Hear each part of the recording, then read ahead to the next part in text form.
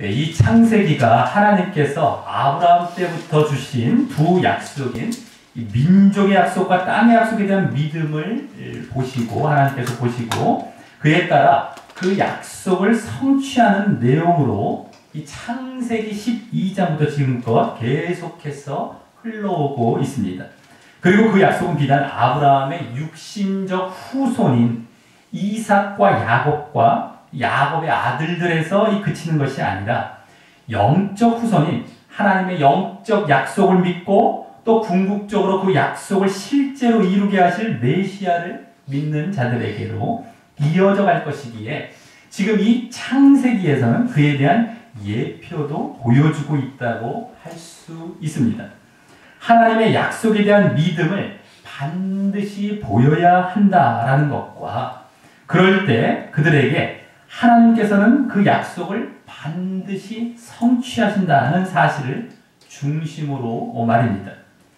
그래서 이 창세기에서 그 약속에 대한 믿음을 시험하고 검증하는 것은 아브라함 때부터 시작하여 야곱 때까지 해서 주로 보여졌던 것이었고 이후 야곱의 아들 때부터는 이제 그 약속을 성취하는 단계로 들어가게 되었던 것입니다.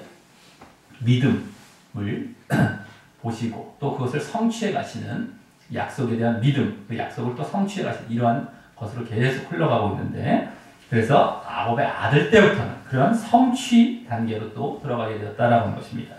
야곱의 또 다른 이름이기도 한 이스라엘 민족을 야곱의 12 아들들이 이루어갈 것이었기 때문이었습니다. 하지만 그 약속을 이룰 그 야곱의 아들들 또한 믿음을 검증받아야 하는 것이기 때문에 그들의 믿음의 모습이 이제 요셉과 또 요셉의 형제들로 크게 나누어져 보여져 왔던 것이었고 이후 그들의 그 약속에 대한 믿음이 특별히 민족의 약속과 땅의 약속으로 나누어서까지 보여지며 일단락된 것은 야곱의 가족과 일행들 모두가 애굽으로 순조롭게 이주하고 또 애굽에 순조롭게 정착하는 모습까지 해서였던 것이었습니다. 이후 지지난주 47장 후반부부터는 47장 13절부터는 그들이 애굽에서 살아가는 초기의 모습을 보이며 그 두 약속들을 실제 성취하는 초기 단계의 모습을 유일하게 보여주며 그 약속의 실제적인 성취를 이제 보여주게 되었던 것이었습니다. 즉 민족의 약속의 이제 실제적인 성취는 이스라엘 민족이 애굽 고센 땅에서 생육하고 번성하는 모습으로 또 땅의 약속에 대한 실제적인 성취는 이제 147세가 되어 죽을 기한이 가까운 야곱이 이 자신의 장사를 그 요셉에게 준비시키며 자신을 가나안 땅 조상 묘에 장사할 것을 요셉에게 맹세케 하는 모습 속에서 보여지고 있었던 것이었습니다. 그리고 지난주는 이제 그 야곱이 더 병약해진 그런 상황을 맞이하여 이 자신의 손자이자 요셉의 두 아들들인 그 에브라임과 므낫세에게 축복하는 모습을 보여주며 다시 그 두 약속의 실제 성취와 관련된 내용을 보여주고 있었습니다. 그들에게 예언적인 축복을 야곱이 하되 먼저는 민족의 약속과 관련하여 그들을 자신의 아들과 같이 대우도 하면서 그들이 민족의 약속을 계속 그들이 이어가서 큰 민족을 형성할 축복을 했고요. 또 땅의 약속과 관련하여서는 그들이 나중에 가나안 땅에서 요셉의 형제들보다 땅을 더 얻을 것을 축복했는데 그것을 하나님께서 주신 야곱에게 주신 예지와 예언의 영으로 이미 이룬 것처럼 축복했기 때문이었습니다. 그래서 지난주까지도 이제 약속의 성취에서 더 실제적인 성취와 관련의 내용이 계속해서 지금 2주 동안 이어지고 있었다라고 하는 겁니다. 자, 그리고 지난주는 그로써 야곱의 손자들이자 요셉의 아들들인 이 에브라임과 므낫세가 그 두 약속들의 민족과 땅의 약속, 그 두 약속들의 요셉 대신 공식적으로 참여하게 되는 그런 장면을 보여주게 되었던 것이었다라고 하는 겁니다. 자, 오늘은 그에 이어 야곱이 이번에는 본격적으로 야곱의 12아들을 이번에도 하나님께서 주신 예지와 예언의 영으로 예언적인 축복을 하는 모습이 나온 본문입니다. 12아들이죠. 그래서 이 또한 미래에 이루어질 이스라엘 민족과 땅에 대한 약속의 실제 성취와 관련이 되는 축복인 것입니다. 예언적으로 이제 이루어질 것처럼 이제 얘기하기 때문이죠. 자, 야곱의 축복을 받을 그 12아들이 이스라엘의 12지파의 시조가 될 자들이기에 그렇게 이제 이스라엘 민족과 땅과 관련해서 말입니다. 자, 그래서 이 축복은 그들이 어떤 민족을 이루고 어떤 족속을 이루고 또 어디에 살 것인지 땅을 미리 예언하는 내용이 주가 되는 것입니다. 그리고 이 모습으로 드디어 야곱의 12아들이 이스라엘의 12지파를 이룰 것이 이제 창세기에서 처음으로 보여지게 되는 것입니다. 그러기에 오늘 본문은 더욱 이스라엘의 그 두 약속의 실제 성취와 관련이 더욱 되는 것입니다. 이제 이 창세기에 거의 마지막으로 가면서 더욱 그 이제 실제 성취와 이제 관련을 보이면서 말입니다. 자, 그럼 오늘 다시 야곱이 예지와 예언의 영으로 자신의 12아들을 어떤 내용으로 이제 예언적인 축복을 하는지 살펴보며 이 민족의 약속과 땅의 약속의 성취와 어떻게 관련이 되는지 보면서 이 교훈도 얻는 시간을 갖도록 하겠습니다. 먼저 1, 2절은 야곱이 그 아들들을 불러 너희는 모이라 하면서 너희의 후일에 당할 일을 내가 너희에게 이르리라 라고 말하면서 그 축복이 시작됩니다. 지금 이때는 지난주 요셉의 두 아들 에브라임과 므낫세를 야곱이 축복하고 난 직후인데 여기서는 이 지난주처럼 뭐 축복이란 말보다 너희의 후일에 당할 일이란 말을 쓰며 다시 예언을 하고 있음을 더 직접적으로 보여주고 있습니다. 지난주에도 보았지만 이제 야곱은 죽기 직전이기에 이 축복을 마치고 이제 다음 부분에 죽죠. 죽기 바로 직전이기에 몸은 수척해지고 병약했어도 영은 더욱 살아났어. 이 또한 하나님께서 주신 예지의 영으로 이와 같이 예언하려고 하는 것입니다. 야곱이 이스라엘의 직계 조상이기 때문에 그와 같이 이제 이스라엘과 관련한 예지의 그러한 영을 주시고 예언케 하셨던 것이겠죠. 자, 그래서 이 축복은 지난주도 말씀드렸지만 어떤 뭐 세상적인 축복을 하는 것은 절대 아닌 것이고요. 우리가 무슨 조심하셔야 되는데 찬양에도 뭐 야곱의 축복 이러한 제목이 있는지 모르겠는데 어떤 그러한 식으로 세상적인 축복적으로 또 가면 안 됩니다. 그 찬양도 그 의미인지 모르겠지만요. 어쨌든 그런 건 절대 아닌 것이고요. 거기다 좋은 말만 뭐 또 전해주는 것이 아닌 나쁜 말도 함께 뭐 전하게 되는 것입니다. 나빠 보이는 것도. 야곱의 개인적인 사심이 아닌 하나님의 평가를 기준으로 하기 때문입니다. 하나님께서 지금 알려주신 그러한 내용들이죠. 자, 그런데 이들은 사실 믿음으로, 이 아들들은 이 믿음으로 하나님의 약속인 이스라엘 민족을 이룰 자들이기에 이제 믿음도 통과되었고요. 검증되었고. 그래서 이 예언은 설령 안 좋아 보인다 해도 모두 앞으로 그 지파에 도움이 될 수 있도록, 그 이제 족속, 12아들이 이룰 그 족속의 지파에 도움이 될 수 있도록 주신 예언이라고 볼 수 있는 것입니다. 자, 그러면서 2절과 같이 너희는 모여 들으라. 야곱의 아들들아 너희 아비 이스라엘에게 들을지어다 라고 모이라는 것도 앞서 1절에 이어 다시 한번 말하고요. 또 들으라 라는 것도 여기서 두 번이나 말하고 있는데 이는 그만큼 야곱이 이것이 하나님께서 주신 중요한 예언인 것과 또 자신의 죽음이 이제 얼마 남지 않았기에 이렇게 보인 모습이라고 할 수 있는 것입니다.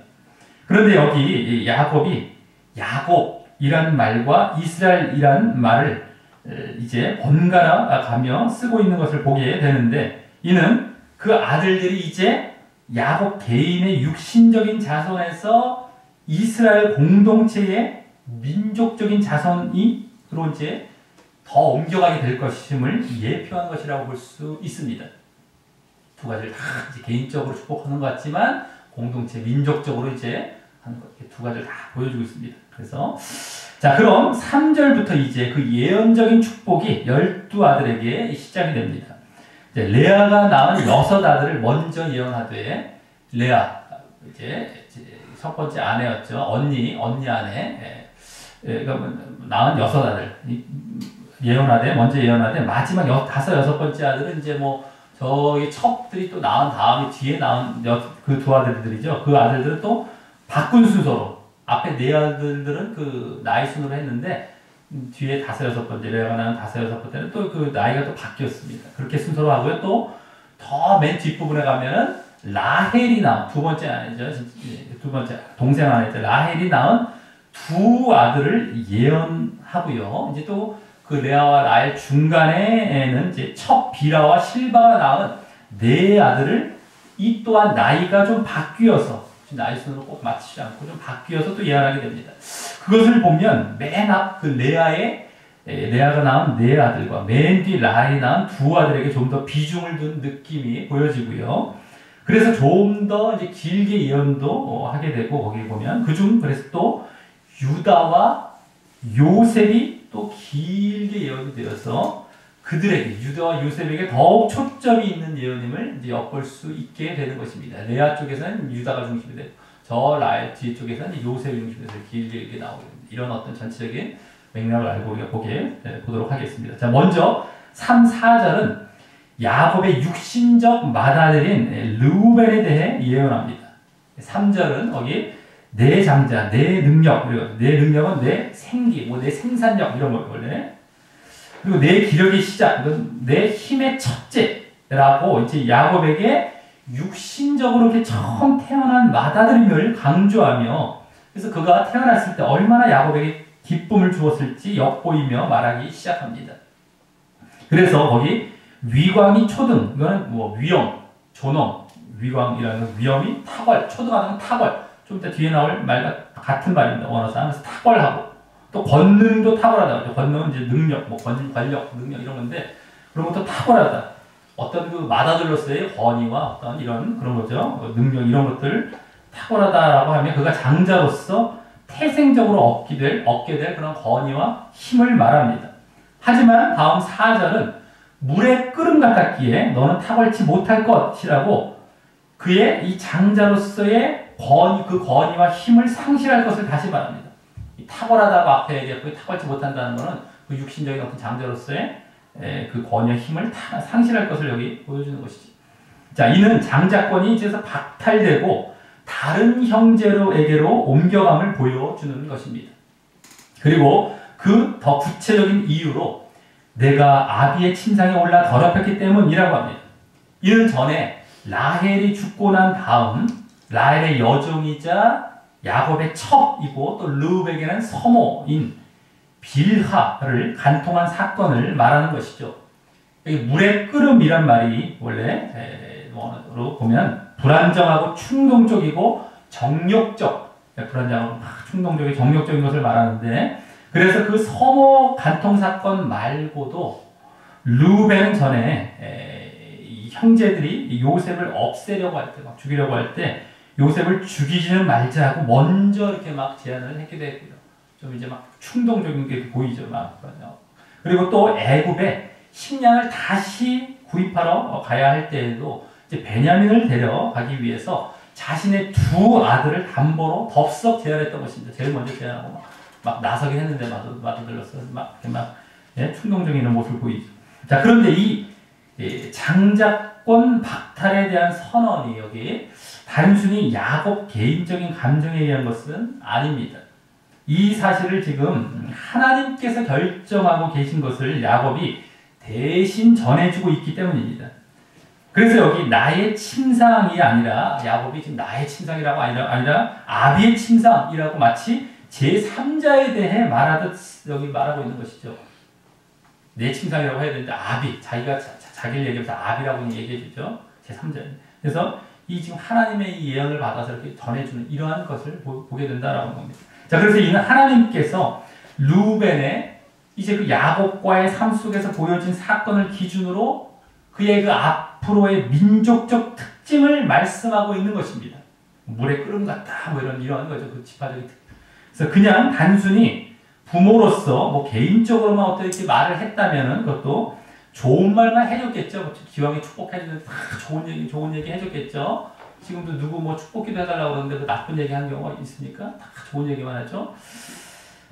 그래서 예, 전에 이제 야곱의 아비 이삭이 이 야곱과 에서를 축복할 때도 마찬가지였고 그것이 뭐 자기 개인적인 그 축복을 축복한 게 아닌 겁니다. 그거 하나님께서 이렇게 주신 축복으로 이렇게 이어져 간 것이었죠. 자, 물론 야곱도 예전에 그 루벤의 강간 사건을 이제 기억하고 있고 또 섭섭한 부분도 있었을 것입니다. 그래서 그 다음 이제 하나님께서 물론 그걸 잘못했다고 보시는 것도 있고 또 야곱 자신도 개인적으로 섭섭한 부분도 있었을 것입니다. 그래서 그 다음 그가 내 침상에 올랐었도다. 그 뒤에 보십시오. 라고 이제 여기서 내 침상이란 말을 1인칭으로 하며 아까는 아비의 침상을 여기 내 침상이라고 얘기하면서 그 사건을 회상하는 말을 덧붙이며 여기 덧붙이는 거예요. 여기 잘 봐야 돼. 이게 아까는 하나님에 대한 예언이고 이게 자기의 말입니다. 그래서 이걸 회상할 그런 말로 덧붙이며 또 그러기에 섭섭함도 비추고 있음이 이제 그래서 엿보여지는 것입니다. 앞서는 하나님의 말을 대언한 것이라면 이 말은 야곱이 직접 말한 것이죠. 그래서 이런 말의 형태는 이제 이 뒤에 다른 형제들에게 이제 예언할 때도 마찬가지인 것입니다. 하나님의 평가와 선언을 되게 기준으로 하되 야곱 자신도 중간중간 함께 곁들여 말하는 것이 간간히 나오게 된다라는 것입니다. 중간중간. 자, 그리고 르우벤이 이와 같이 장자권이 박탈된 것에 대해 나중에 역대상 5장에서 이스라엘의 족보가 이제 쭉 나올 때에 이런 말씀으로 더 확실히 확인되게 됩니다. 르우벤은 장자라도 그 아비의 침상을 더럽게 하였으므로 장자의 명분이 이스라엘의 아들 요셉의 자손에게로 돌아갔으나 족보에는 장자의 명분대로 기록할 것이 아니니라. 족보에는 그냥 뭐 요셉을 그렇다고 먼저 뭐 기록하고 이런 건 아니다. 뭐 이런 식으로 이제 하면서 그게 나온 것이죠. 르우벤에게 이 장자의 명분이 요셉의 자손에게로 돌아갔다. 요셉이 아닌데 개인이 아닙니다. 요셉의 자손입니다. 어떤 이 공동체를. 자, 그래서 지파를 얘기하죠. 그리고 여기 그래서 그 말씀에서 장자의 명분이란 말이 이제 장자권으로 이제 얘기할 수 있는데 다른 말로 그중 요셉은 그 장자가 받을 2배의 상속, 원래 장자는 2배의 상속을 받게 됐습니다. 이스라엘. 그 2배의 상속을 그 두 아들, 지난주에 봤던 그 에브라임과 므낫세에 의해 받게 이제 되었기 때문에 그렇게 말하는 것이고요. 그래서 그것이 육신적, 물질적 장자권이라면 그것을 요셉의 자손들이 갖게 되었다면 영적, 정신적 장자권, 영적인 장자권, 정신적인 장자권은 제사는 2배로 받지 않았지만 유다에게로 넘어가게 되는 것입니다. 좀 있다가 이제 보여지게 되죠. 그리고 그래서 르우벤은 이제 요셉과 또 유다에게로 장자권이 이렇게 넘어가요. 육신적인, 영적으로 이렇게 다. 자, 그리고 그 물의 끓음 같음과 여기 서모 간통 사건은 르우벤과 이제 그 후손의 성격을 보여주는 것으로서 그래서 그 후손들은 나중에 역사적으로 보면 먼저 이제 다단과 아비람이라는 자가 있습니다. 모세 시대 때. 그래서 지도자 이 모세 권위에 대항하여 반란을 일으키게 되게 되고요. 물의 끓음같이 막 이러면서. 그리고 또 가나안 땅을 정복하여 땅을 분배하는 것과 관련해서는 이 르우벤 지파가 갓 지파 또 므낫세 지파가 더불어 먼저 정복한 요단강 동편 땅을 먼저 유업으로 달라고 요구하기도 합니다. 급하죠. 막 충동적이고 정욕적이고 막 이런 거 보이는 겁니다. 그러한 모습도 또 후손에서 보여지게 되는 겁니다. 자, 그래서 그 자손은 그러한 성격으로 나중에 어떻게 되는 거예요? 저주를 받는 것은 아니지만 땅 분배에 있어서 그렇게 장자권을 가진 요셉과 이제 또 유다처럼 나중에 또 더 장자권적으로 이제 축복을 받을 그 유다처럼 많이 받지는 못하게 됩니다. 땅을 장자인데도 루벤이. 자, 그래서 이 루벤에게 했던 예언의 축복은 루벤 지파죠. 루벤에게 했던 이 예언의 축복은 그를 저주하기 위한 예언이 아니라, 예? 그래서 막 예? 결국 그 민족의 특성과 또 그로 말미암은 땅의 분배와 관련이 되는 예언인 것입니다. 그래서 이 루벤에서부터 이 야곱의 축복의 성격이 잘 엿보여지는데, 예? 야곱의 축복의 성격이 잘 엿보여지는데 그것은 바로 민족의 약속과 땅의 약속과 또 관련이 되는 것입니다. 지금 이 민족적 특징, 족속, 지파적 특징을 보여주면서 그로 인해서 여기 지금 탁월치 못할 것이다 라고 하면서 이 뭡니까? 장자권을 넘어가죠. 그래서 그로 인한 결과가 뭡니까? 땅을 이제 분배받지 못하게 되는, 두 배로 분배받지 못하게 되는 이러한 땅이 앞으로 가나안 땅에 들어가서 얻을 그런 땅의 약속과도 그대로 관련이 되어 있다라고 하는 겁니다. 그대로 지금. 그래서 민족의 약속, 땅의 약속과 또 이제 이 관련이 되는 것을 우리가 보게 된다라고 하는 겁니다. 그래서 앞으로 이 뒤에도 그러한 맥락에서 다른 아들들의 예언을 볼 수 있을 것이다라고 하는 겁니다. 자, 그럼 이어서 5절부터 7절은 야곱의 둘째, 셋째 아들인 시몬과 레위가 함께 묶여 예언됩니다. 이들의 성격이 비슷해서인 것 같습니다. 그러니까 그들은 따로따로 안 해요. 이들만 딱 유일하게 묶어서 예언하죠. 자, 또 그래서 좀 이따 함께 그 결과도 함께 예언받게 되죠. 먼저 거기 그들의 칼은 잔해한다는 것이 포악한 겁니다. 그리고 기구요. 그래서 잔해한 기계는 포악한 기구로다라고 합니다. 전에 디나 강간 사건으로 세겜족들을 할례받게 하고 나중에 대량 학살했던 것을 두고 그 잔인하고 무자비한 성격에 대해 말하는 것입니다.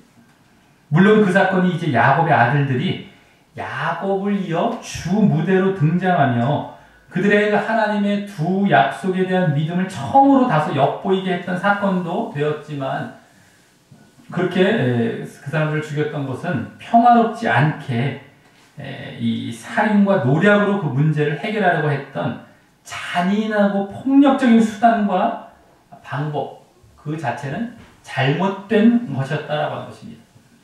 그래서 야곱은 그래서 그때도 그랬죠. 정말 그 평화적인 어떤 그런 방법으로 해결했으면 좋겠다라고 이제 우리가 봤었다라고 하는 겁니다. 다른 거는 어떤 그들의 어떤 믿음도 엿보이게 했지만 말이죠. 자, 그래서 야곱은 6절에서 내 호나라는 말을 시작으로 다시 자신의 개인적인 말을 거기 보여줍니다. 내 호나 그들의 모의에 상관하지 말지어다. 또 내 영광아 그들의 집회에 참여하지 말지어다 라고 똑같이 이제 두 번 말하면서 그 이유로서 그들이 그 분노대로 노염 뒤에 나올지 좀 이따가 앞에 아까 나왔던 그 노염이란 말입니다. 아까 그 이제 뒤에 나오죠. 그 분노대로 그 노염이 혹독하니 7절에 나옵니다. 노염 그 노염이란 말과 여기 분노대로 분노란 말이 원어상 같은 말입니다. 그래서 분노대로 사람을 죽이고 그 혈기는 이제 욕망, 기쁨이에요. 자기들이 어떤 기뻐하는 뜻대로 막 혈기 이런 거예요. 기쁨대로 소의 발목 힘줄을 끊었음이로다 라고 합니다. 사람도 죽이고 짐승도 죽인 것인데 이 소의 발목 힘줄을 끊었다라는 내용은 그때는 안 나왔었고요. 여기 처음 나오는 것이지만 기분에 내켜서 혈기대로 기분에 내켜서 그렇게 가축을 못 쓰게 만든 일까지 했었나 봅니다. 야곱은 지금 그러한 분노와 기분에 내킨 혈기를 용납할 수 없는 것입니다. 그래서 내 호나 내 영광아라고 자신을 영적으로 표현하며 말하는 것을 보면 영적이고 신앙적으로 말입니다. 신앙적으로 그러면 안 된다라고 하는 것이죠. 분노와 기분, 혈기대로. 그래서 야곱을 사기꾼 취급 흔히 하는데 이런 온유한 모습을 보면 그것이 아님이 더 드러나게 되는 것이죠. 자, 그리고 이어 7절은 그로 인한 결과를 말하는데 그 노염이 혹독하니 여기 노염이 아까 6절의 분노입니다. 그 노염이 혹독하니 저주를 받을 것이요 라고 하고, 또 같은 의미로, 그와 같은 의미를 다시 한번 분기가 맹렬하니 저주를 받을 것이요 라고 하는 것입니다. 자, 그리고 그것에 대한 구체적인 예언으로 내가 그들을 야곱 중에서 나누며, 여기서도 이제 같은 또 의미를 다시 한번 그 뒤에 이스라엘 중에서 흩트리로다 라고 말하는 것입니다. 그래서 여기 저주라는 말은 멸망이라는 말이 의미로 한 것이 아닌 그들의 그 분노와 노염을 분쇄시키기 위한 조치로서의 저주인 것입니다. 예? 분노와 노염. 자, 그들이 함께 있으면 그와 같은 모습을 보이기 때문이죠. 막 분노와 노염. 자, 그래서 그들을 함께 예언했던 것이기도 하고요.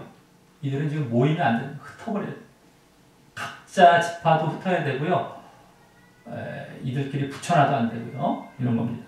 자, 그만큼 믿는 자들이 분노와 자비함을 좋아해서는 안 되고요. 평화롭고 분노와 무자비함을 보여서는 안 되고 평화롭고 이 자비한 모습을 보여야 하는 것입니다. 자, 그래서 나중에 시므온 지파는 인구조사 때 어떻게 됩니까? 이러한 어떤 이제 저주와 같은 이제 예언으로 말미암아서 시므온 지파는 인구조사 때 보면 가장 적은 인구를 나중에 2차 인구조사 때 보이게 되고요. 또 가나안 땅 분배 때 인구조사는 나중에 이제 뭐 가나안 땅 들어가기 전에 했던 그런 인구조사죠.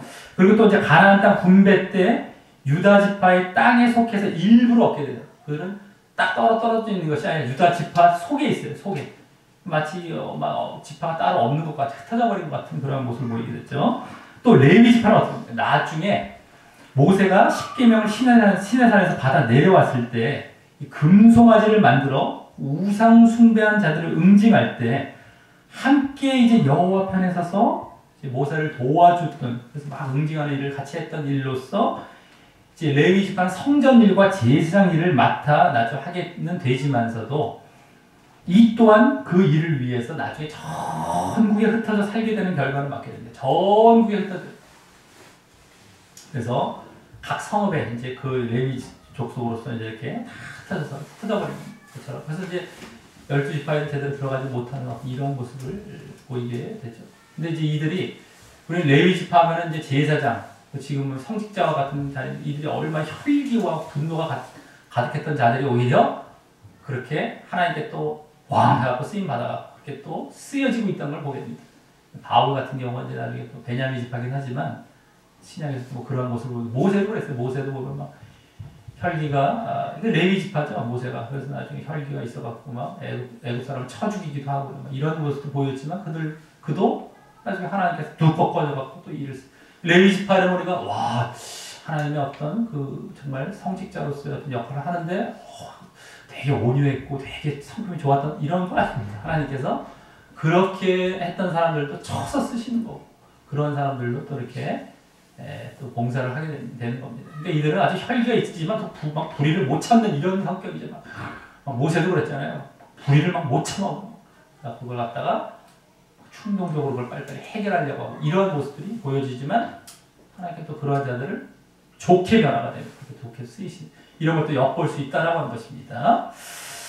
자, 그리고 이 이제 말은 아까 흩은다, 여기 다 흩은다, 아까 이스라엘 중에 흩은다라는 그런 말은 앞서 르우벤 지파가 장자권 박탈과 함께 그 땅과 기업의 분배에 있어서 그렇게 장자권 박탈과 같은 그런 모습을 보이게 될 것임을 예측한 것보다 더 직접적인 땅의 분배와 땅의 약속에 관련된 말입니다. 흩어버린다는 것이 다 땅과 관련된 것이거든요.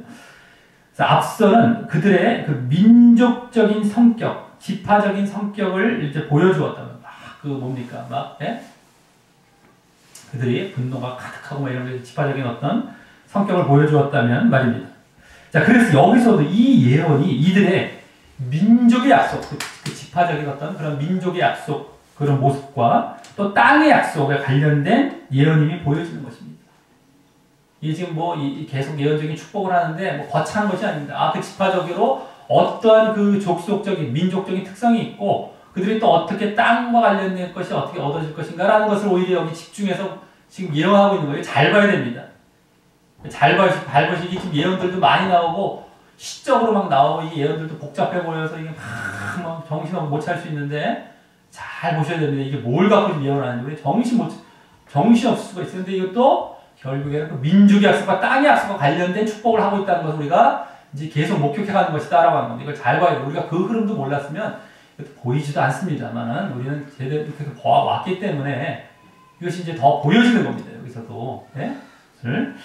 자, 졸지 말고 잘 보셔야 됩니다. 이런 예언들을 어떤 데 막 집어치고 넘어가는 경우가 얼마나 많은데 이게 중요한 건데 이것도 여기서도요. 이 성경에 나온 거는 하나도 쓸데없이 여기 기록된 것이 없습니다. 그 수백 년, 수십 년의 수백 년의 사건 가운데 굳이 찝어서 여기서 기록할 정도면 얼마나 의미가 있는 말씀들인지 하나하나 놓칠 게 없어요. 토시 하나도 버릴 게 없을 정도로 그 말씀을 그렇게 봐야 되는데 이 사람들은 대충 보고 싶은 거 보고 넘어가고 그러니까 하나님의 뜻을 못 발견해요 나중에. 그리고 자기의 막 생각을 갖다가 집어넣고 철학하고 있는 겁니다. 철학. 종교하고 있고 철학하고 있는 거. 신앙을 하나님의 뜻대로 가는 것이 아니에요. 이게 문제인 거예요. 말씀을 제대로 안 보면요. 자세히 안 보면요. 그것도. 근데 이것을 또 오늘은 이제 예언적이고 여러 가지 지파가 나오고 막 시적으로 나오는데 그렇지 않습니다. 과거의 사건과도 관련이 되고요. 또 민족의 약속, 땅의 약속 이걸로 이루어진 거예요. 계속 이제 우리가 보도록 하겠다라고 하는 겁니다. 자, 다음 8절부터 12절은 야곱의 넷째 아들인 유다에 대해 예언합니다. 둘째, 셋째까지 지나갔기 때문에.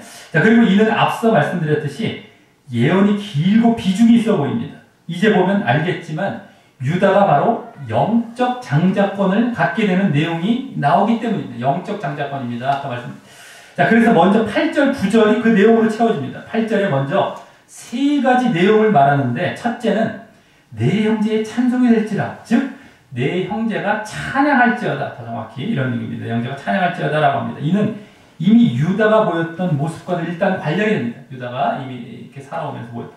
그는 전에 형제들이 요셉을 죽이려 할 때 팔자고 그냥 팔자 죽이지 말고 팔자라고 제안했었고요. 또 결정적으로는 애굽에 이제 식량을 이렇게 다시 사러 가야 할 때도 베냐민을 자기 자신을 내어놓기까지 하며 담보하여 결국에 이제 갈 수 있었고요. 그렇게 살아갈 수 있었고 또 애굽 총리 요셉이 베냐민만 나중에 종 이렇게 딱 삼으려고 할 때도 다시 자신을 희생하며 자신의 그러한 책임을 다하려는 모습을 보이며 장자와 같이 행동했기 때문입니다.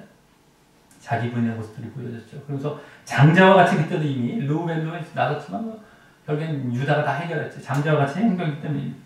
또 둘째는 거기 내 손이 내 원수의 목을 잡을 것이라는 것인데 이는 원수를 물리치는 모습으로 그죠? 원수를 물리치는 모습이죠.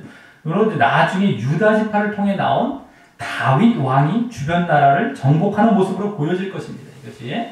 자, 그러기에 이는 이제 장자권이 앞서의 그 장자권이 왕권으로까지 이어지게 될 것임을 보여주는 것입니다. 이 장자권이 왕권으로까지. 자, 그래서 셋째 내 아비의 아들들이 내 앞에 절하리로다라는 모습이 나오는데요. 이것은 마치 전에 요셉이 꾼 꿈, 그죠? 요셉이 자기가 절을 받는 그죠? 형제들로부터 이러한 꿈이 그것은 애굽에서 이루어졌죠. 나중에 애굽에서 형제들이 절하는데 이제 이건 이스라엘 중에서는 이 유다를 통해 궁극적으로 성취되는 모습이면서도 이스라엘 이제 나라를 이뤘을 때는요. 그러면서도 그 장자와 같은 모습이 나중에 이 또 다윗이 왕권을 가짐으로 주변 지파가 그래서 이렇게 절하는 모습으로 성취되는 것이다라고 하는 겁니다. 유다 지파가 이제 결국에 왕권을 가진 지파가 되고 그렇게 절을 하게 된 다른 지파들은 이러한 모습이다라고 합니다. 그리고 이때 여기 보면 내 아들들이란 말이 아닌 내 아비의 아들들이란 말을 쓴 것을 보면 다시금 이것이 하나님에 의한 예언임을 보게 하는 것이다라고 하는 것이죠. 내 아들들, 내 아비의 아들들이죠. 네, 그래서 다음 9절에서는 근데 이게 우리가 넘어가는 게 아니라 하나님의 예언이라는 걸 보는 겁니다. 하나님께서 주신 것이고 이런 말들 속에서도 자 그래서 다음 이제 9절에서는 이제 그 왕권과 관련해 이제 유다를 사자 새끼로 비유합니다. 사자 새끼, 왕권과 관련해 사자 새끼로 비유하며 움킨 것을 찢고 올라갔다고 하며 그 공격성을 말하죠. 공격성. 예? 왕으로서. 그리고 또 엎드리고 웅크림이 수사자와 암사자 같아서 그를 범할 자가 없다라고 하며 그 방어성, 누가 건들지도 못하는 어떤 이런 방어성을 말하며 그의 왕으로서 이번에는 전쟁에서의 승리와 관련하여 이제 구체적으로 말하고 있는 것입니다. 당시 왕이 되면 보통 이렇게 주변 나라를 다 이렇게 정복하고 다스려서 이렇게 이런 역할이 되게 컸죠. 어쨌든 왕으로서 그러한 이제 공격과 또 방어도 하면서 이렇게 승리한 이런 모습을 구체적으로 이제 왕으로서 왕권 관련해서 말하고 있다는 겁니다. 사자와 비교해서. 그래서 다윗이 성취할 모습이죠. 나중에 이게 다 다윗이. 자, 그리고 이때 내 아들아라는 말을 여기서도 하면서 야곱의 개인적인 말을 또 잠깐 여기서 보입니다. 내 아들아 이러면서 이게 지금 야곱도 유다에게 상당히 뭡니까? 이게 마음이 있었다는 걸 몇 번 얘기하는 겁니다. 요셉에게만 뿐만 아니라 그 나머지 아들들 중에서는 요셉과 베냐민뿐만 아니라 나머지 아들들 유다에게 잠깐 예언하다 말고 내 아들아 이러면서 하나님의 말을 전하면서도 자기 말도 하는 겁니다. 자, 그러면서 다음 10절에서는 이제 그 왕권이 지속될 것을 말하며 메시아의 예언까지 이어집니다. 메시아의 예언. 왕권이 지속될 것. 그래서 거기 홀이란 말과 또 치리자의 지팡이라는 말이 서로 비슷한 말로서 왕권, 홀도 원래 지팡이였던 짧은 지팡이였던 거 이렇게 왕이 갖고 있는 지팡이를 얘기하죠. 어쨌든 그것에서 왕권을 나타내고요. 그것이 유다를 떠나지 않고 그 발 사이에서 떠나지 않기를 실로가 오시기까지 미칠 것이라고 하는데 계속 이어진다는 것이 실로가 오시기까지. 근데 그 실로라는 말이 안전, 평안을 나타내는 말로 바로 메시아를 의미하기 때문입니다. 실로가 원래 샬롬 비슷하죠? 샬롬 평안 뭐 이런 거죠. 평화. 실로 이게 비슷한 실로. 그래서 안전 평안을 나타내는 말로서 그 바로 메시아께서 오셔서 그렇게 하신다는 것이죠. 메시아를 의미하기 때문입니다. 이 실로가 오시기 메시아가 오시기까지입니다. 근데 당시에 특별한 호칭이 뭐 없었기 때문에 실로 이렇게 붙였을 수도 있겠죠. 자, 그래서 그 뒤에 그 실로에게 모든 백성이 복종하리로다라고 말하고 있는 것입니다. 여기서 분명히 메시아임이 드러나는 것입니다. 자, 이 또한 나중에 다윗에게 하나님께서 주신 언약이 성취돼요. 다윗 언약이 성취되어서 메시아 대신 예수님이 그 다윗의 육신적 혈통으로 오심으로 이루어지죠. 마태복음 1장 1절에 뭡니까? 다윗과 아브라함과 다윗의 세계라. 아들 예수 그리스도의 세계라. 네? 아브라함의 후손, 다윗의 후손으로 오는 것이 1장 1절 신약에 처음에 나오는 예수님 그렇게 오셨다는 거. 어쨌든 그렇게 오심으로 이루어집니다. 자, 그래서 유다 지파의 장자권과 왕권은 바로 메시아까지 이어지는 놀라운 특권이고요. 그것은 또 하나님께서 주신 약속 중 민족의 약속과 땅의 약속 말고도 메시아 약속을 성취시키는 일을 감당하게 되는 것입니다. 그리고 여기 장자권과 왕권을 말하며 유다 지파의 민족적 특징을 보여주고 있었고 말입니다. 지파적인 특징이 여기서 왕권과 어떤 이런 거 장자권을 보여주고 있어요. 그래서 나중에 보면 이제 뭐 그러한 이제 왕을 가진 민족도 되면서 인구도 가장 많게 됩니다. 유다 지파가 가장 인구가 많아요. 이러한 민족적 특징이 이렇게 보여지고 있고요, 벌써. 그래서 또 이제 다음 11, 12절은 이번엔 유다 지파의 땅의 약속과 관련된 모습을 보여줍니다. 이것도 같은 이제 패턴으로 나갑니다. 그래서 바로 나귀와 암나귀 새끼를 포도나무에 메고 그 옷과 목장을 포도주와 포도즙에 빨며 잘 보시고요. 눈도 포도주로 인하여 붉을 정도로 포도나무가 풍성한 곳이고요. 또 그 이가 우유로 인하여 힐 정도로 우유도 넘쳐. 한마디로 젖과 꿀을 연상시키기도 하면서 그 풍요로운 땅이 유다 지파의 땅이 될 것임을 보여주고 있기 때문입니다. 가나안 땅에 뭐 이제 별침과도 같은 게 젖과 꿀을 흐르는 땅 그러는데 어쨌든 여기 이제 유다 지파에 더 관련되게 이제 보여지면서 어쨌든 그 땅에 어떤 관련된 말씀하고 있다는 겁니다. 자, 그래서 이 유다에 대한 예언도 결국 민족의 약속과 땅의 약속이 드러나는 그런 예언인 것이다라고 하는 겁니다.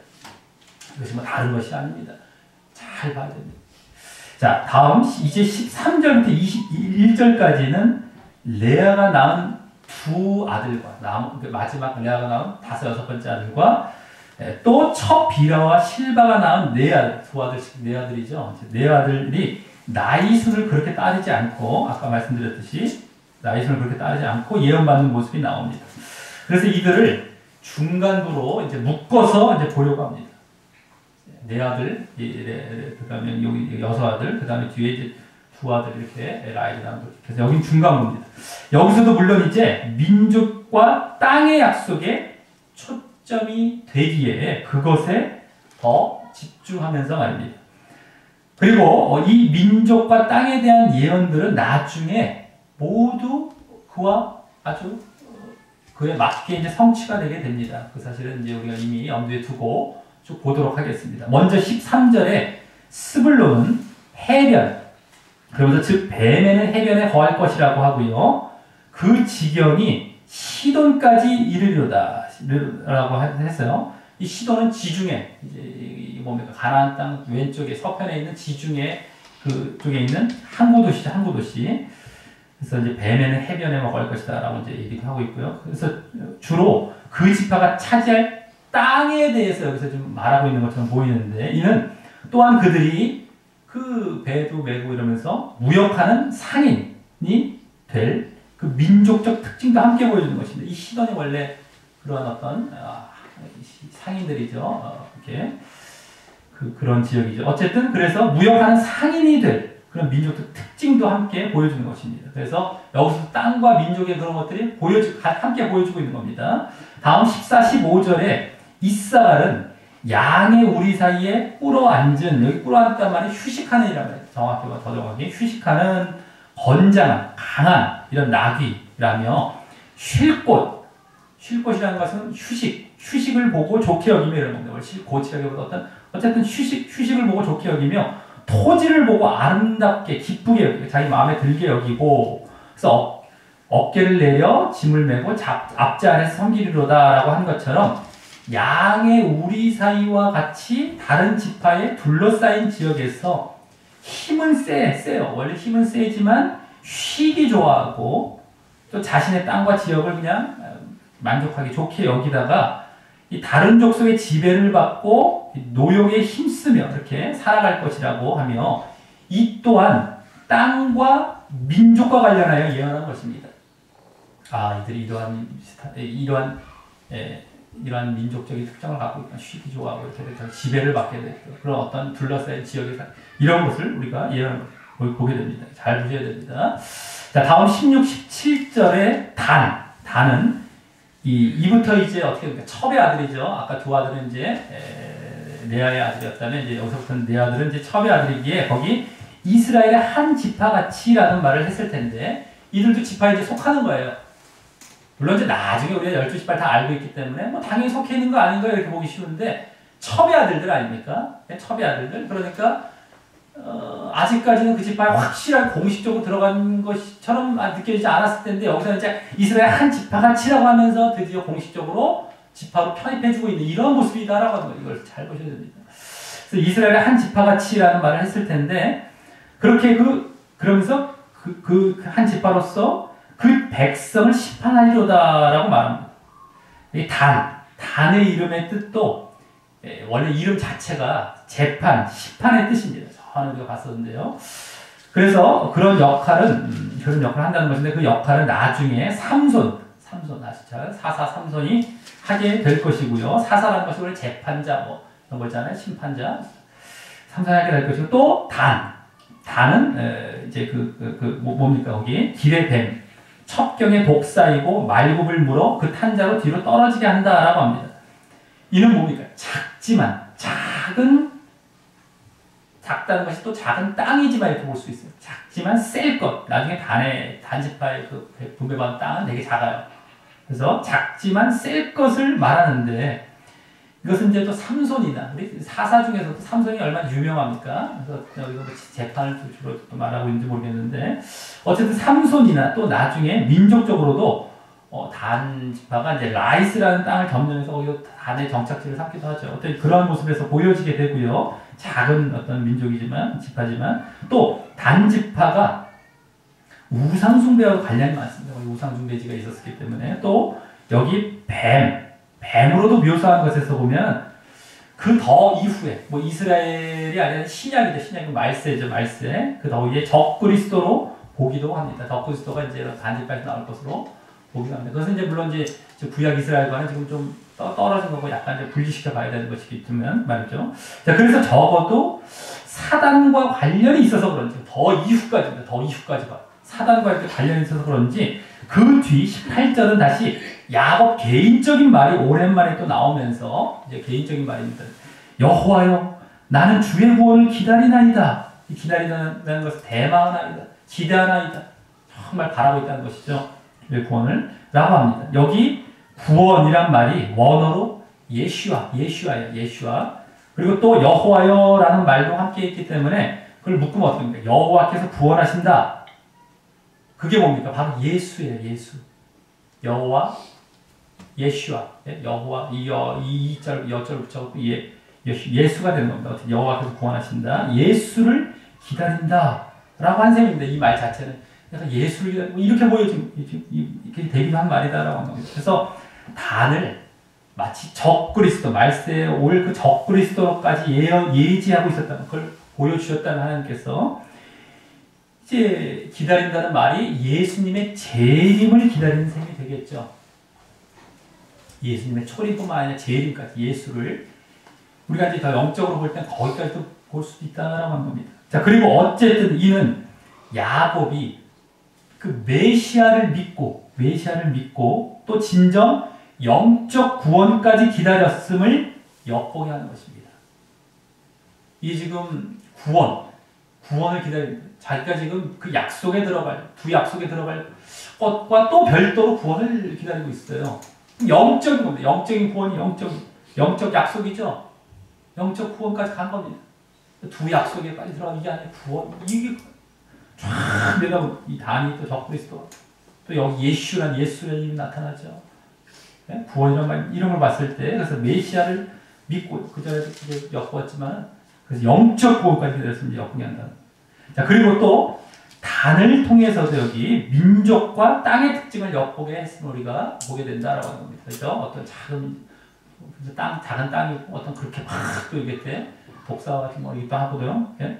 그걸 잘 보실 거예요. 자, 다음 19절의 갓은 군대의 박격, 침략을 받으나 도리어 그 뒤 후미를 추격, 이것도 침략할 것이라고 하는데 이는 갓지파가 다윗을 도왔던 용사들도 많아서 용맹스러울 뿐더러 용맹스러운 어떤 이 특징이 있습니다. 민족적인.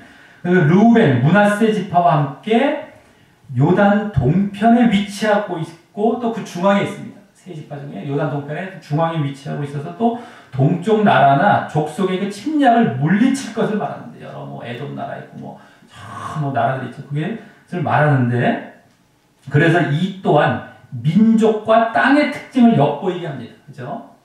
민족이 용맹스럽고 그 위치가 어떻게 돼서 어떻게 이제 그들을 이제 추격할 이런 것들도 또 암시하고 엿보이게 하고 있다는 겁니다.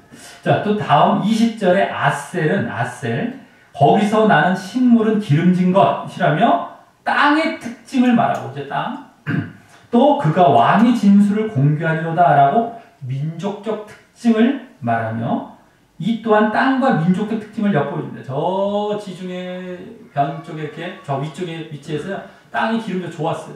어쨌든 그 다음에 공개하는 역할 민족적으로 이러한 것들을 공급하는 거죠. 왕의 식물 음식을 공급하는 이러한 것들을 할 것이다라는 걸 또 이런 걸 보게 됩니다. 이게 딱딱 보이. 자, 그다음 납달리는 노이 남사슴. 노이였다는 거는 이제 풀어놓은 그냥 보내놓았다는 겁니다. 이런 남사슴이라고 해서 그가 놓여져 가나안 땅 중앙의 저 최북단 아까 아셀 옆쪽인데 최북단의 땅을 차지한 것을 연상케 하고 놓여서 이제 막 이렇게 아무데 막 가는 거예요. 저 위로 대신에 아름다운 소리를 바란다라고 하여서 다른 지파와 친하게 지내서 보호받으려고 하는 그러한 민족적 특징을 보여주어서 이 또한 땅과 민족이 엿보여집니다. 잘 이렇게 봐야 되죠. 그래서 나중에 차지할 땅들과 연관해서 보면 더 보여지는데 어쨌든 이렇게 아름다운 소리를 바라고 다른 지파와 같이 그냥 이렇게 잘 지내보려고 하는 이런 특징이 있습니다. 민족적으로도. 저 위로 가서 이제 저 위에 있고요. 자, 이제 다음 22절부터 27절은 세 번째 부분이라고 할 수 있는데 라헬이 낳은 요셉과 베냐민이 보여지고 그중 요셉의 초점과 비중을 둡니다. 그리고 그 내용은 앞서 유다가 영적 장자권을 가진 것과는 달리 이번에는 육신적 장자권, 육적 장자권을 갖게 되는 내용이 많이 보여집니다. 그래서 요셉의 아들 에브라임과 므낫세가 받을 유산과 물질적 차원에서 주로 말씀됩니다. 예? 요셉의 아들이죠. 에브라임과 므낫세 지난주에 나왔던 그들이 받을 유산, 물질적인 차원, 어떤 이런 차원에서 주로 말씀됩니다. 아까는 영적 장자권이었기 때문에 이 정신적인 어떤 이러한 왕권과 메시아를 갖다가 여기서 이제 물질적, 유산적인 것, 이런 것들을 이제 많이 보여주게 됩니다. 육신적 장자권이기 때문에. 자, 그리고 그것은 이제 땅의 약속과도 이제 관련이 되는 것이죠. 유산을 받는 게 땅입니다. 땅, 분배가. 자, 그래서 먼저 22절부터 24절에서 요셉이 그동안 살아왔던 그러한 모습 속에서 하나님을 의지함으로 형통과 영예도 얻으며 육신적 장자로서의 모습을 갖추게 된 사실을 말합니다. 거기 무성하다는 건 열매 맺는 이란 말입니다. 그래서 이렇게 열매 맺는 가지, 곧 샘 곁에 무성한 가지라고 하는데 열매 맺는 가지. 여기 샘은 하나님의 도우심을 말할 것이고요. 그래서 또 열매 맺으면 형통할 것을 말할 것입니다. 하나님을 의지하고 하나님 도우심을 받아갖고 이제 형통하는 이런 모습이죠. 그리고 그 가지가 담을 넘었다라는 것은 담을 넘었다는 벽 위로 진행했다. 벽을 통해 진행했다는 것은요, 형제들의 핍박에도 불구하고 열매가 맺히고 형통했던 것을 말하는 것이죠. 형제들 죽이려고 했는데도 그게 다 통과됐어요. 자, 그것을 더 구체적으로 23, 24절과 같이 활 쏘는 자, 자가 이제 복수입니다. 활 쏘는 자들이 그를 학대하며 그를 쏘며 그를 박해했다고 하고, 하지만 요셉의 활이 도리어 견강하며 탄탄하며 그의 팔이 힘이 있다고 하는 것이 그것인데, 그것은 바로 야곱의 거기 뒤에 야곱의 전능자, 즉 하나님의 손을 힘입었기 때문이라고 하는 것입니다. 아까 샘 곁에 가지란 말과 여기서 그대로 일치하는 것이죠. 무성한 거죠. 그래서 담을 넘은, 그래서 하나님의 손을 의지했기 때문에, 하나님의 의지했기 때문에 자기가 힘없게 의지했던 거예요. 야곱은 계속 그랬던 것을 믿음을 보였죠. 자, 그리고 다음, 그로부터 이스라엘의 반석인 목자가 나도다라는 말은 전능자의 손을, 아까 말했던 전능자의 손을 다시 설명한 말일 수도 있고요. 하나님의 손을 다시, 그래서 반석인 목자의 힘을 입었다, 이런 말일 수도 있고요. 아니면 그렇게 전능자의 손을 힘입어서 요셉이 이스라엘의 반석인 목자와 같은 이스라엘에 대한 구원의 역할을 했던 사실을 말할 수도 있습니다. 이게 지금 번역본에 따라 두 가지가 다 나와요. 번역본 성경에 보면. 근데 이제 앞서와 같이 하나님 쪽으로 보는 경우가 많습니다. 전능자로 보는 경우가 더 많고요. 근데 그렇지 않고 요셉이 이스라엘의 목자와 같은. 그래, 왜냐하면 이제 요셉이 메시아를 예표한 일이 많았죠. 그래서 이렇게 볼 수도 있다라고 하는 겁니다.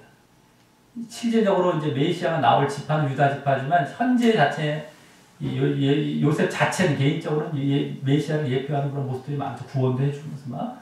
그래서 그렇게 볼 수 있습니다. 어쨌든 그로써 요셉은 핍박에 또는 박해에도 형통과 번영을 보이는 육신적 장자로서의 모습을 보이게 되었음을 보여주고 있고요. 그 모습은 앞으로의 그 후손들의 예언과도 관련된 예언이 될 수도 있는 것입니다. 이것이 요셉 개인에도 되지만 후손들에게도 핍박을 받는 가운데 형통하는 그런 하나님을 의지할 때도.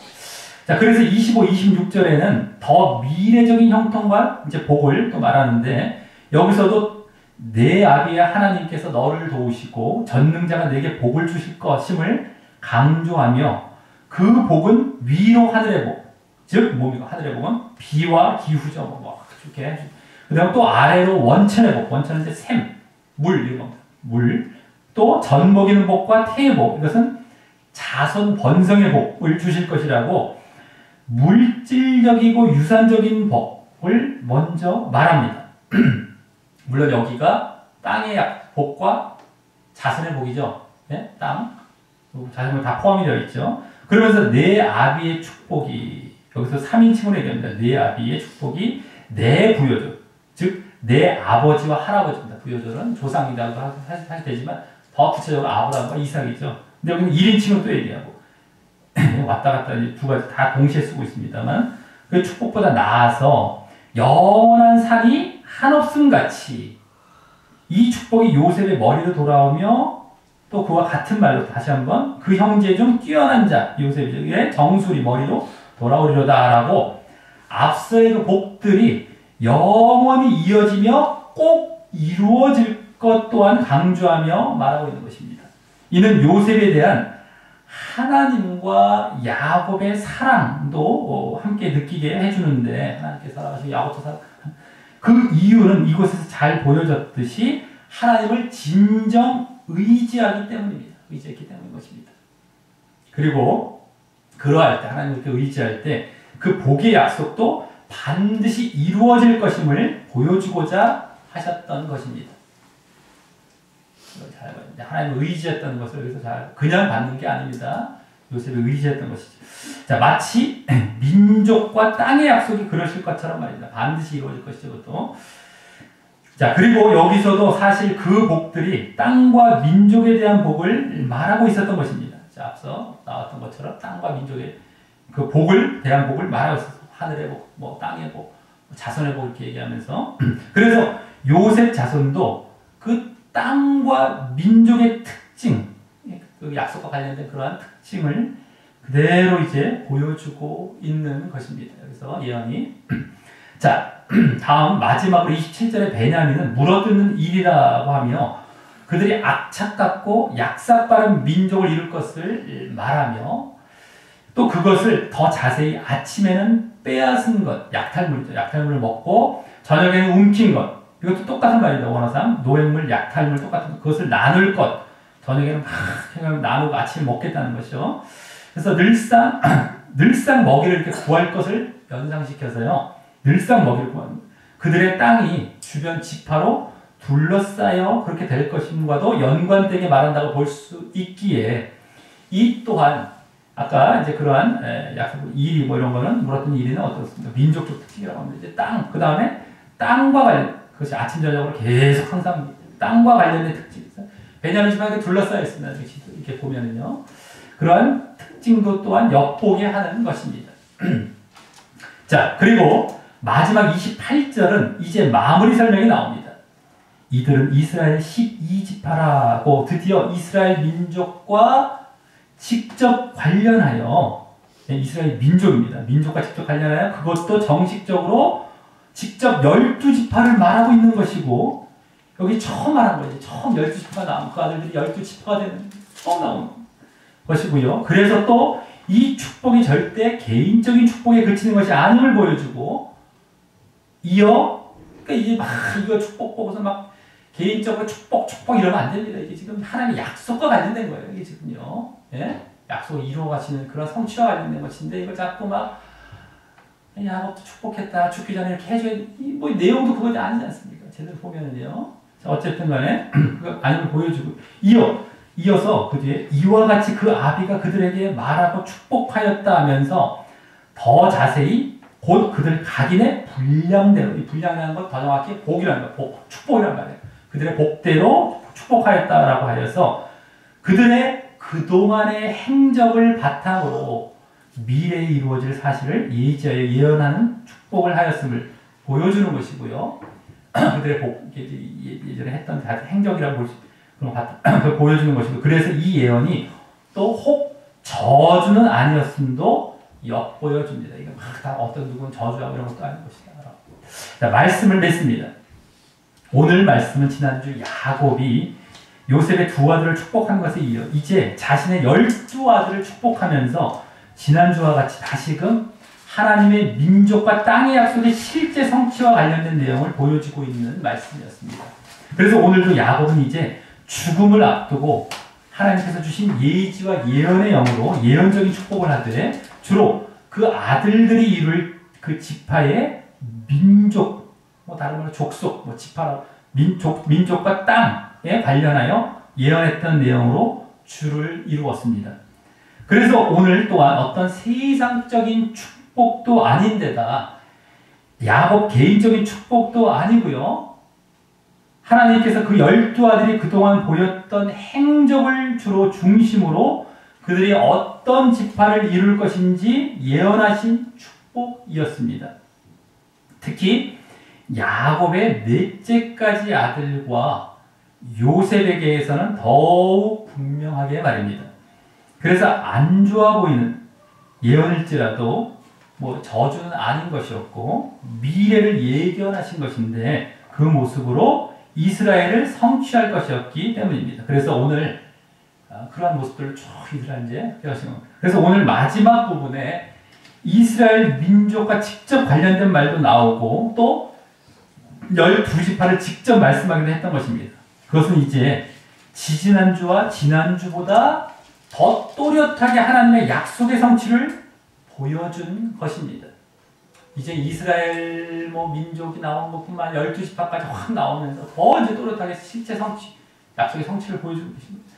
자, 그래서 오늘 예언은 모두 앞으로 그 이스라엘의 12지파가 가나안 땅에 들어가서 어떤 민족으로 어떤 땅을 차지할 것인지와 관련이 있었습니다.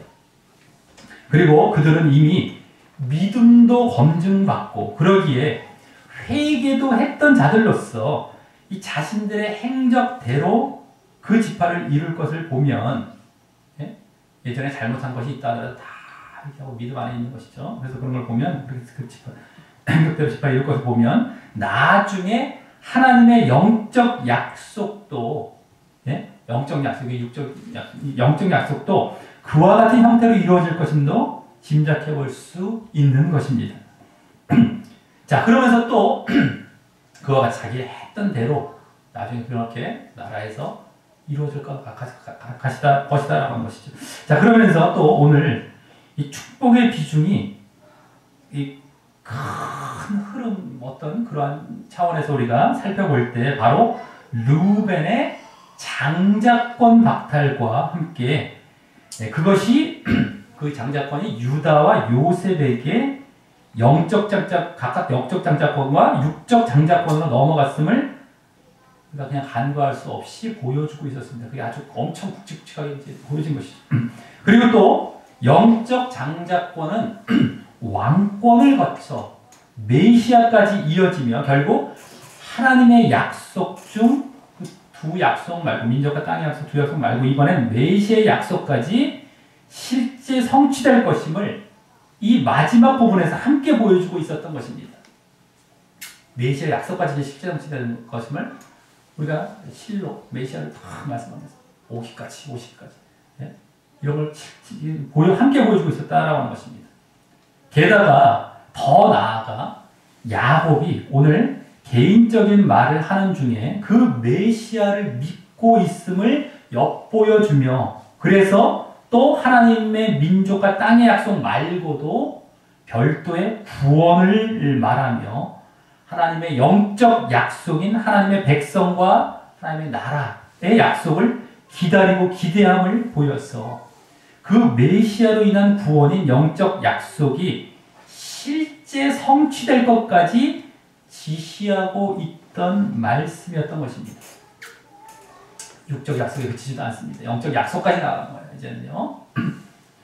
자, 하나님의 약속은 그래서 그 약속들대로 이제 이 구약에서 이스라엘에게 민족과 땅 두 약속뿐만 아니라 이제 이후 메시아 예수 그리스도를 보내시는 약속까지 이 성취하셨던 것이었고요. 구약에서는 그 이스라엘의 민족과 땅, 그다음에 이제 예수님께서 오시는 그 약속까지 하나님은 약속을 성취하셨습니다. 이미 이제는 그 영적 약속의 성취만을 남겨두고 있는 것입니다. 하나님 나라와 하나님 백성이.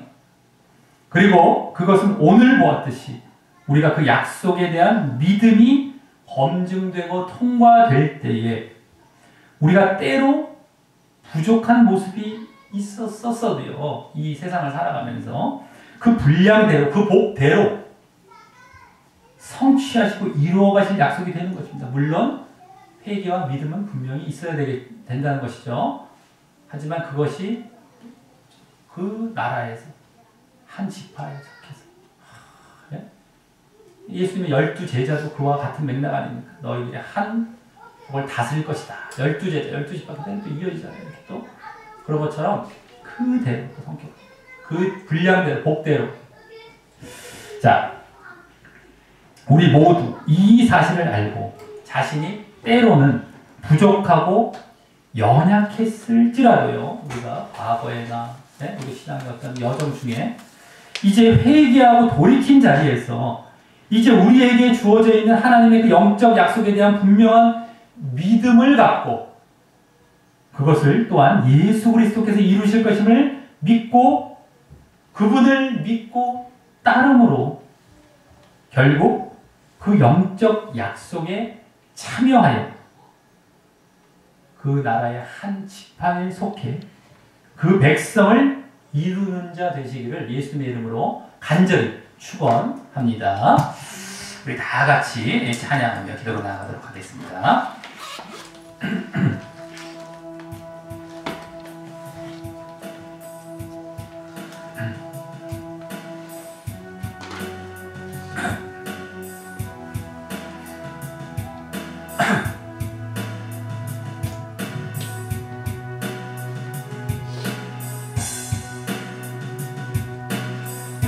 두 손 들고 찬양합니다. 두 손 들고 찬양합니다. 다시 오실 왕 여호와께 오직 주만이 나를 다스리네. 두 손 들고 찬양합니다. 두 손 들고 찬양합니다. 다시 오실 왕 여호와께 오직 주만이 나를 다스리네. 나 주님만을 섬기 헛된 마음 버리고 성령의 연애 영혼 충만하게 하소서. 주님 앞에 내 생명 드리리라.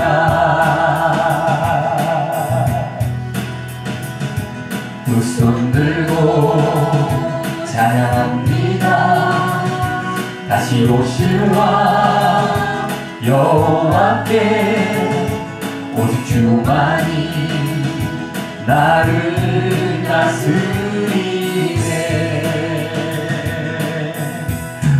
나 주님만을 섬기 헛된 마음 버리고 성령이 연애 영혼 충만하게 하소서. 나 주님만을 섬기리 헛된 마음 버리고 성령이 연애 영혼 충만하게 하소서. 주님 앞에 내 생명 드리리라. 주님 앞에 내 생명 드리리라.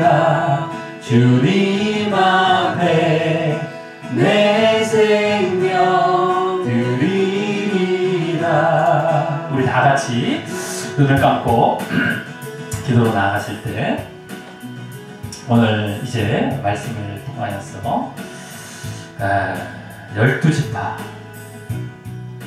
이스라엘의 12지파가 드디어 공식적으로 인정받게 되는 야곱의 축복을 통해서 그러한 모습을 보이며 결국에는 하나님의 그 약속의 성취가 더 이제 실제적으로 이루어가는 그러한 모습들을 이제 미래에 일어날 예언이긴 하지만 이제 그것과 관련해서 더 보여주고 있었다라고 하는 것입니다.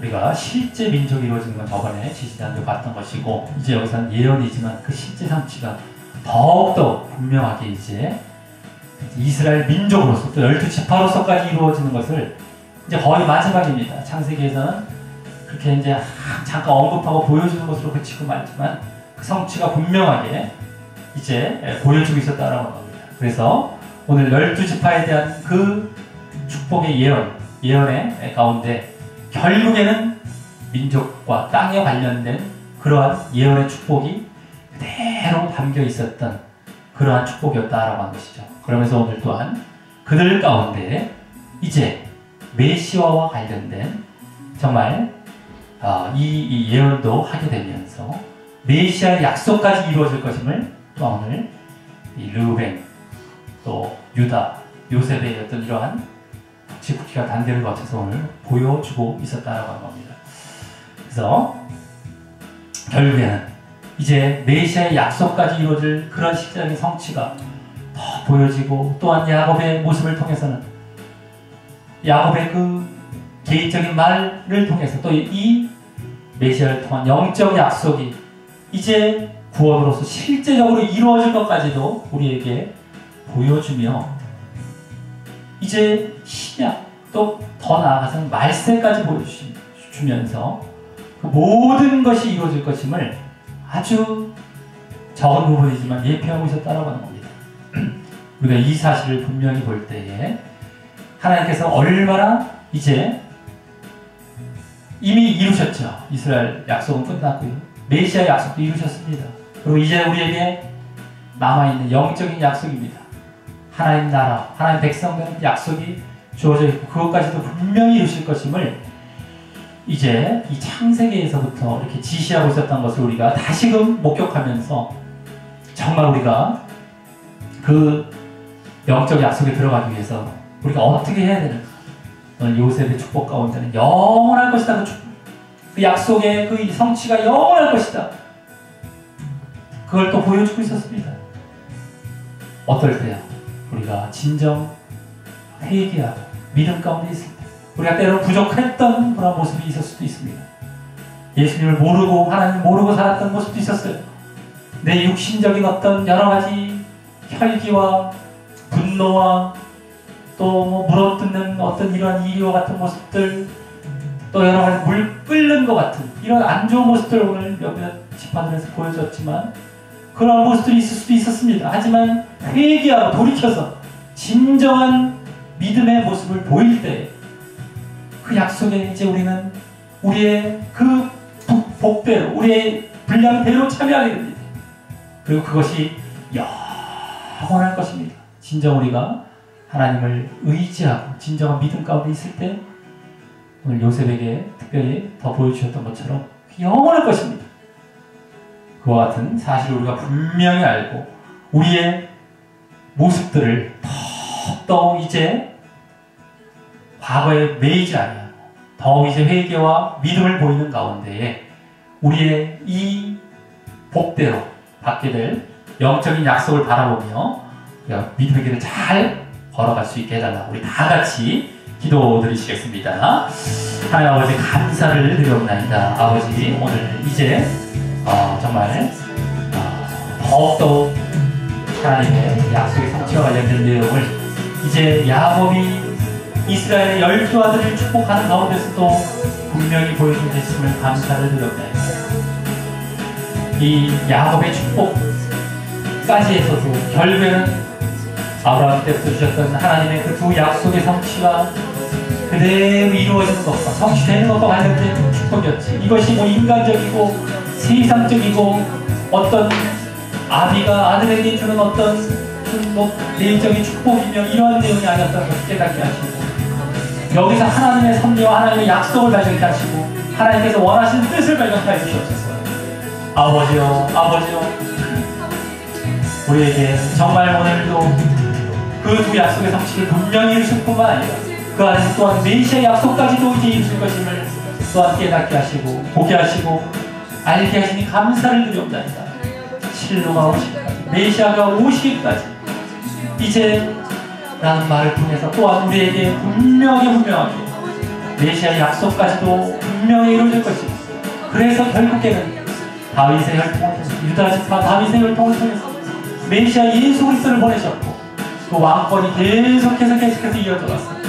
지금도 왕으로서 예수 그리스도께서는 이제 다시 오실 일만 남겨두고 계신 것을 우리가 보게 됩니다. 그리고 그때에는 이제 완전한 영적인 약속까지 이루어질 것이라는 것을 우리가 오늘 구약의 이 야곱의 축복 가운데 분명하게 목격하게 됩니다. 이게 지금 하나님의 약속의 성취와 관련된 것이고, 메시아와 관련된 것이고, 우리의 구원과 관련된 것인 말씀이라는 걸 깨닫지 못하면 우리가 인간적으로 바라보는 그런 모습을 더 벗어나게 하시고, 벌써 창세기뿐만 아니라 이 축복의 내용에서도 이렇다면 성경의 다른 말씀은 어떨 것인지 짐작하며 말씀을 진정 영적으로 배울 수 있는 그런 모습 또한 우리가 보일 수 있게 역사해 주시옵소서. 얼마나 말씀을 인간적으로 바라보고 자기의 껴맞춰서 봐버리고 자기가 갖고 있는 어떤 철학을 주장하기 위해서 말씀을 잘라 갖다 붙여놓고 하나님의 뜻은 온데간데 없고, 하나님께서 지금 우리에게 외치고 계신 메시지와 그 우리를 향한 뜻은 전혀 깨닫지 못하면 이제 헛된 대로 돌아가 버리는 이런 모습을 벗어나게 해주시옵소서. 또 오늘 특별히 우리의 분량대로 복대로 이제 앞으로 그 나라에서 얻게 될, 차지하게 될 그러한 백성으로서, 그러한 이제 그 나라의 족속으로서의 정말 그 차지할 지파로서의 모습을 우리가 이제 분명히 목격하게 되었습니다. 우리가 과거에는 또 신앙의 길을 걷다가 부족한 모습이 있었다 할지라도 이제 우리의 회개와 믿음의 모습을 통해서 이제 하나님께서 그 모두를 받으시며 그들이 모두 참여하는 그러한 진정한 정말 하나님의 나라를 이루어 가실 것을 우리는 이 말씀을 통해서 짐작하고 보게 됩니다.